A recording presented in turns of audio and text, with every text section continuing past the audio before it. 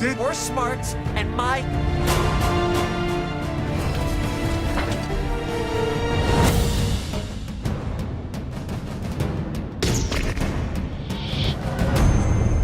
He told me enough. No, I.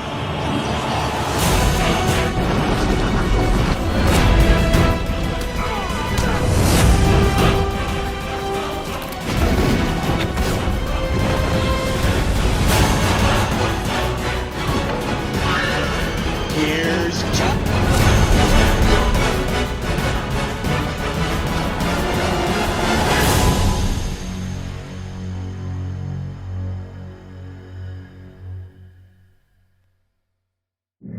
Well, this took a long-ass time to release, but his trailer's finally here.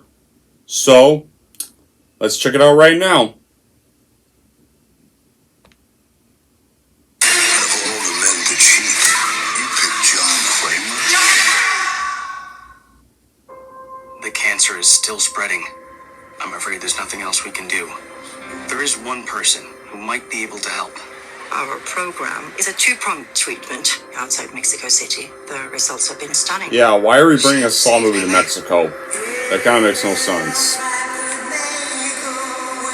You're in very good hands with us. After that, what happens then? Your whole life happens then. John Kramer. According to these scans, the tumor was never removed. How much time do I have? Months, at best. I still have a lot of work that needs to be done.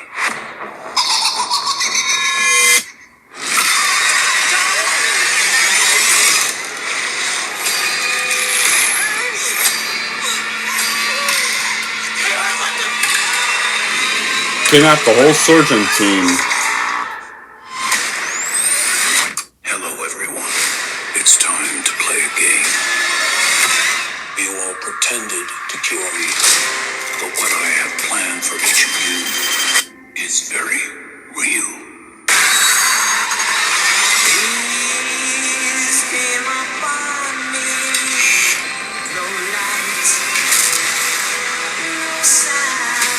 The only thing I have not provided is your anesthetic. But trust me, There's Billy the puppet. to remain alert.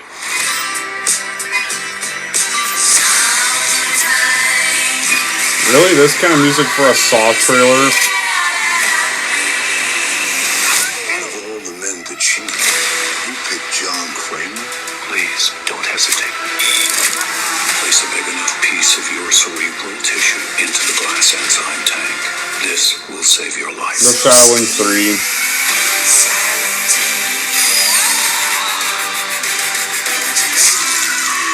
This is not retribution. It's a reawakening.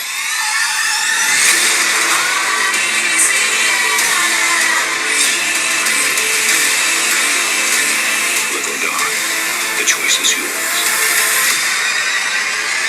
Yeah, seriously, why the fuck are they bringing Amanda back? I have no idea why, but that's the trailer. Welp. So that was me checking out the Saw 10 trailer, and I gotta say, I don't think this looks bad, but this looks really corny. Because of the music in this trailer. Like, this features some upbeat, jolly singer music in a Saw trailer. Not so sure how I feel about that kind of music for a Saw trailer. I mean, it feels like, at least these new trailers are better made than some of the trailers for the other sequels, which were literally just advertisements and teasers and not really trailers. But now, when it comes to the series as a whole, let's summarize it best. The first film.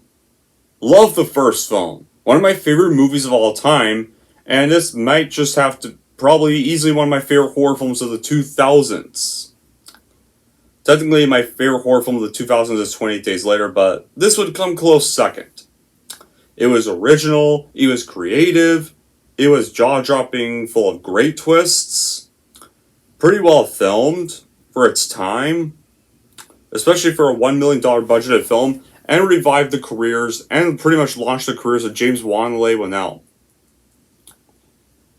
And then, of course, literally just a year afterwards, because Saw 1 was successful, Saw 2 would be released, and now, it wasn't as good as the first film, but it was still a good sequel nonetheless. We know more of John Kramer here, and usually it's kind of irritating when they try to force down more backstory for villains, but here I think they do it pretty well. There's actually some much better acting in this sequel, surprisingly. Here, and some really creative traps as well, and like the Venus flytrap and the very skin crawl needle pit trap, the Magnum eye hole, and then of course a year after Saw 2, you had Saw 3, and it was averagely great, but it's kind of where the series just started to really dry out. It kind of went downhill there. And this is because this was where the torture stuff started. Like, the main character of Saw 3 was a big dumbass, annoying and unlikable. And I'm sorry, like, that some will likely say, but he was still grieving his son, and Jigsaw was pretty much giving a fuck you to that. Just because of a... Well, you shouldn't have taken that damn long and waited the last second when it was already way too damn late to finally save those subjects. Stuff, and...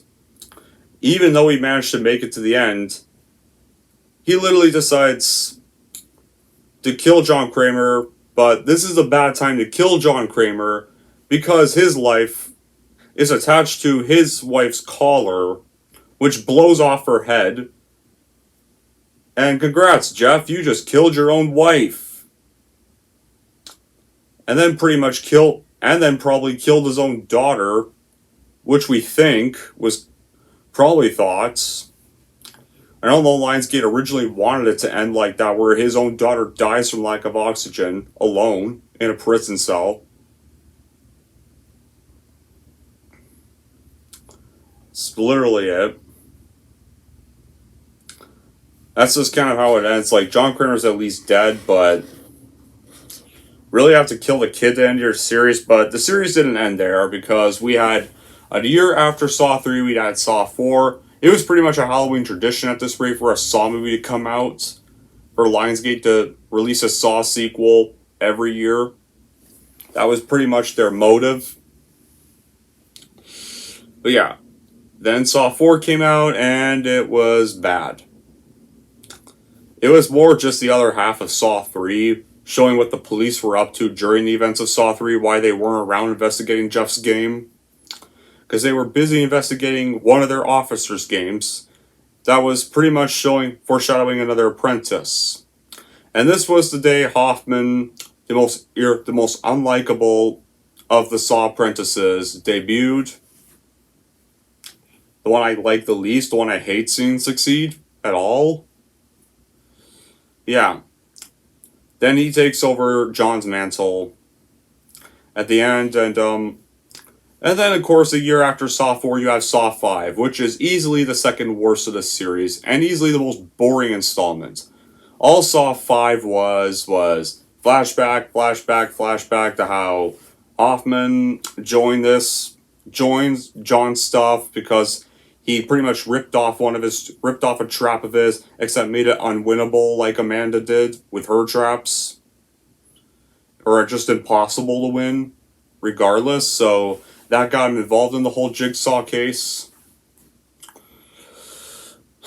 And of course, it just ends with Hoffman winning because one of the cops that's able to figure him out, Strom, is then trapped in this whole room at the end because he didn't want to trust Hoffman and let Hoffman go into the glass trap that he was supposed to go into, thinking that was going to be able to apprehend. But not only that, He gets framed for Hoffman's crimes, and it ends with him crushed to death. So even if Strom escaped, it would have been a crappy ending regardless, because Strom would have had his reputation ruined and he would have went to jail. And then, of course, Saw 6 happened, and Saw 5 didn't perform as well financially, because people were now sick of the series at that rate. Saw 6 did not perform any better. And that's because Paranormal Craptivity came along and finally destroyed the franchise. Because they were now making way for the Paranormal Craptivity franchise. But Saw 6, though, was eh. There were some good gore, some good traps, some more creative moments, some of the more creative since the first two. Easily. The concept of of a corrupt bank firm being the subject of a game is actually not a bad twist. At all, and William Easton is slightly more sympathetic. One of the more sympathetic test subjects. But the problem is, though, even he gets a shitty ending. Because soon, it's revealed that he was they had this other girl and this other family that's imprisoned in this room he has to get to before the timer runs down. And we're led to believe that this guy is part of their family, of the mother and son that are in prison there. But then once he arrives, he goes to see the woman that turns out to be the banker guy, William Easton's sister. But it turns out he's shocked to see that family and find out that he's not part of their family. And that person that visited was actually that he denied the loan to that was about to die. That guy was their dad. And it turns out the reason why they're imprisoned in part of William Easton's game is because they have to give the choice whether they can let him live or not. And of course, ironically, the wife chooses not to, but the son, who, believe it or not, guys, was actually played by Roderick from the Die With the Kid films, chooses to kill him with the acid spikes, with the liver die switch that they thought would have likely given them a suicidal way out, but it didn't work, so then we find out that was actually strictly meant for William if they had let him die or live. So yeah, he dies and melts anyway, so there was no real point. So he just died anyway, even though he won the game. Even though he managed to get to that room in time before the timer could go off, he still died. Regardless, and he's honestly the most sympathetic of the stuff, and he should not have died. And Hoffman still kind of succeeds here, not exactly as much as Saw 5, thankfully, but just basically gets this new kind of bear trap that John's wife Jill was left with, because the other movies later revealed that John had a wife named Jill Tuck, who's been kind of set up to be John's new apprentice as well, and now is signed up to give Hoffman's test, because John was going to make sure Hoffman got tested regardless. Hoffman manages to escape that trap, and that's how that movie ends. And they managed to figure out that it was actually him and not Strom. They realized Strom died, but Hoffman kills those cops before they can even further go on to expose Hoffman. Before all the stuff I mentioned. And then, of course, a year after Saw 6, he had the final installment that was going to close off the series, which was the shitfest called Saw 3D. Yeah, that stupid dumpster fire. It sucks. The gore is pink. The 3D effects are shit. The plot is... There's no plot. Just traps at this point. At this point, it was becoming straight up torture porn. And it actually kind of goes a Wrong Turn 5 route. Because, face it guys, the test subjects in the main victim's game, this was a guy that actually lies about being a trap so he can write a novel and get fame. So, yeah, I get he was stupid to lie, he should not have lied about being a trap, but So Hoffman decides, oh, how am I going to punish this guy? Oh, I know. I'll make his traps unwinnable. I'll kill every single one of his friends. And we want to know, and you know what's worse, guys? His innocent wife is part of the game, and it's the last person he has to try to save, who's in his brazen bull trap. Bobby fails to save her, and she dies. She burns to death, gets the most horrific trap of the series, of the movie, for no reason. Zero. Only because she's associated with Bobby. That's real fucked up, man. Yeah, that's exactly Wrong Turn 5 levels right there.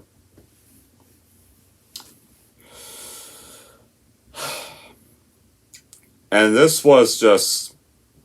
yeah, the series was just becoming torture porn at this rate.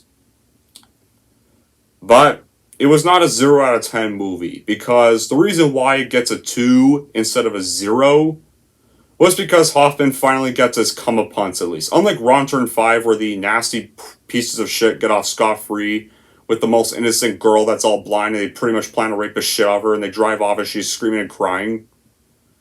How Wrong Turn 5 ends? No, that's not the case here. Hoffman still gets his comeuppance. After he gets to and kills Jill Tuck, Dr. Gordon does show up because it's revealed that he survived and was actually a secret apprentice working for John all along, with some of the traps from the other movies. He knocks out Hoffman before he even gets the chance to escape town and likely restart the whole games in a different location all over again, because that town's going to be going into curfew because of all of Hoffman's crimes. So Hoffman can't stay there, he's got to get the fuck out. But Gordon knocks out Hoffman, and it's revealed he was assigned to watch over Jill, and anything happened, he would quickly have to track down and murder the person, or punish the person who killed her. And that person was Hoffman, so Gordon takes him to the bathroom, puts him in Adam's place, where Adam was chained in the first film, throws out the hacksaw, and he walks out and he leaves Hoffman to rot to death the same way Adam did. So that was the only positive about Saw 3D is Hoffman finally dies and finally gets disposed of. Because I hate this character. I don't like seeing Hoffman win and succeed. I don't. But the series did not die. Eventually, 7 years later, the series came back with Jigsaw, which was just a reboot. In a way. I have nothing else to say. It just wasn't interesting. It was just the same as every other Saw film. The traps were not that great. Logan was a lame apprentice. And of course, none of the victims were even likable. Hardly any of them. Like, one of the victims does something so despicable, which was literally smothered an infant, that I was glad to see her ass die. Because thankfully that victim's ass died by screwing up her betrayal. Yeah. Well, then again, they're predicted to die because it's a Saw movie, and their half was set literally before the first film. Then after Jigsaw, we had a separate film that had nothing to do with the John Kramer storyline and was kind of something else. It was called Spiral from the Book of Saw. And I gotta say, honestly, I'm gonna get a lot of shit for this. I liked Spiral. I thought it was pretty good. You wanna know why? Because one, it didn't rehash John Kramer over and over and over and over and over again, and actually tried to do a different storyline for a change. Kind of like what Halloween 3 Season of the Witch tried to do. And two, I actually thought Chris Rock and Samuel Jackson gave decently good performances. For what they're given. And plus, Darren Boseman came back. So that was nice to see. So, I like Spiral Book of Saw try to be something else. And not just the same thing over and over again. And honestly, it's a shame we won't get False to Spiral because Spiral didn't perform well. Because the theaters were just opening up after the COVID lockdowns. And that brings us to this movie.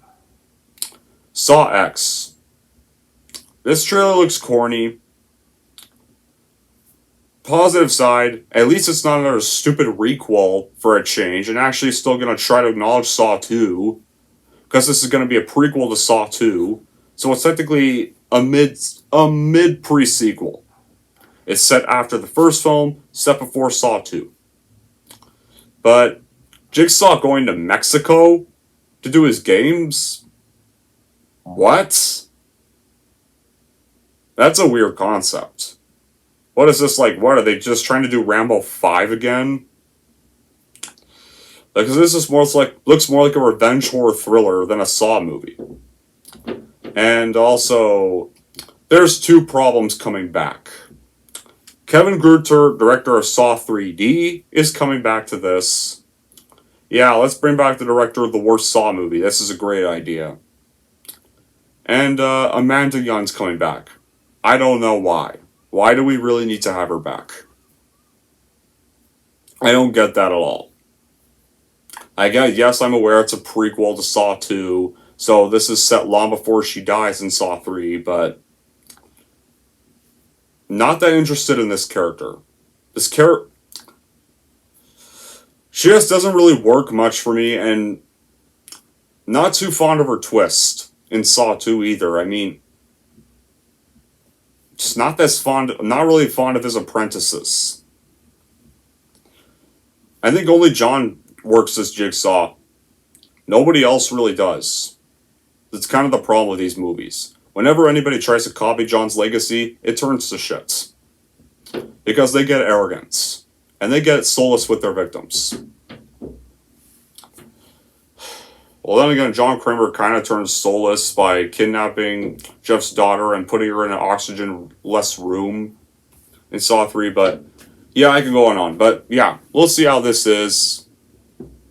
It's probably just going to be like every other Saw film, but I'll just see it anyway, so I can give an updated ranking video on the Saw movies after this. But until then, guys, that'll be it for this video. Thank you all for watching. If you like this, want to see more, don't forget to like, subscribe to Don G. Corleone.